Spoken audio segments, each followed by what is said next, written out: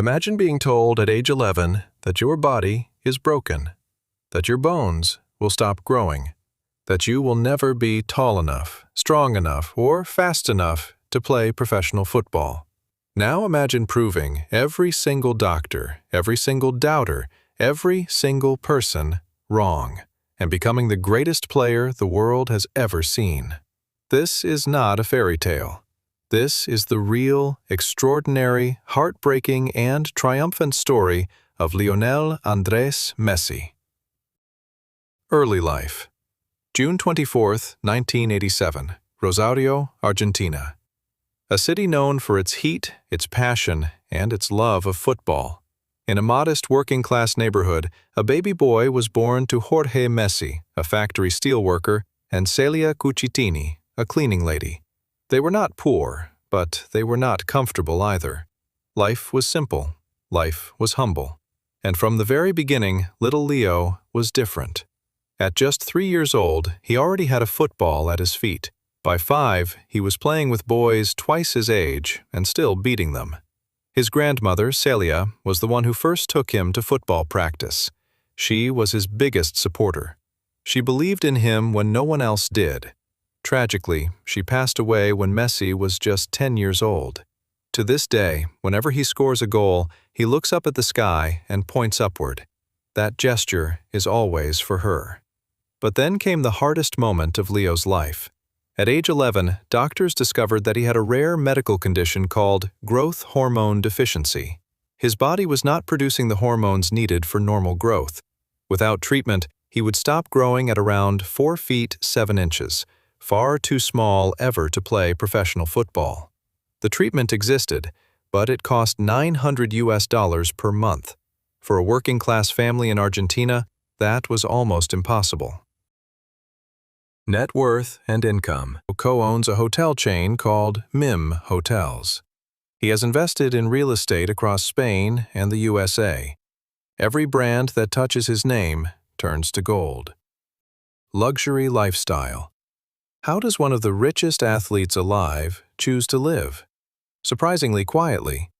Messi owns a stunning mansion in Fort Lauderdale, Florida, near his Inter Miami training ground. He has properties in Barcelona, where he lived for over 20 years.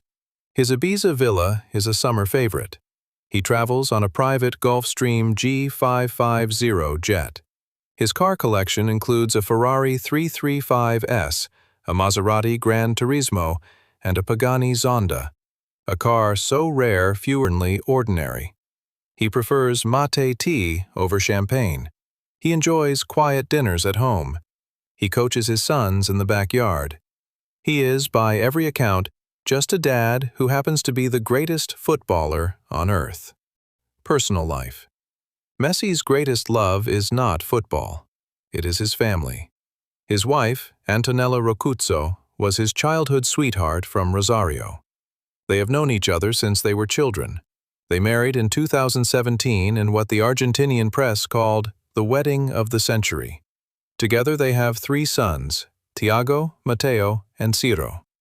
Messi is famously private. He does not party. He rarely gives interviews. He does not seek attention or fame. He once said that all he wants is to play football and go home to his family.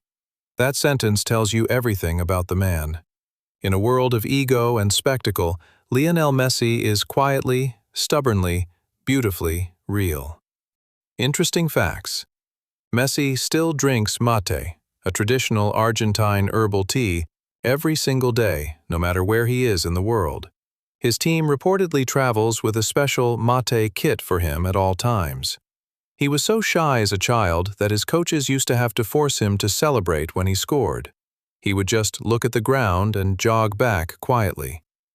The napkin contract, the one Carlos Rexach wrote at Barcelona, was auctioned off years later and sold for over $900,000.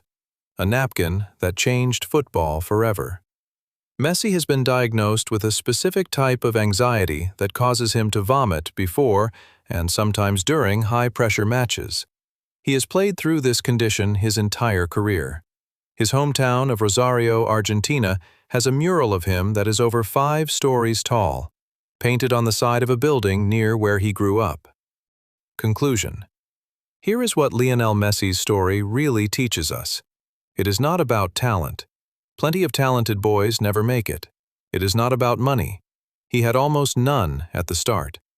It is about what happens when a quiet, determined human being decides that no obstacle, not a broken body, not rejection, not loneliness, not heartbreak, will stop them from becoming who they were born to be.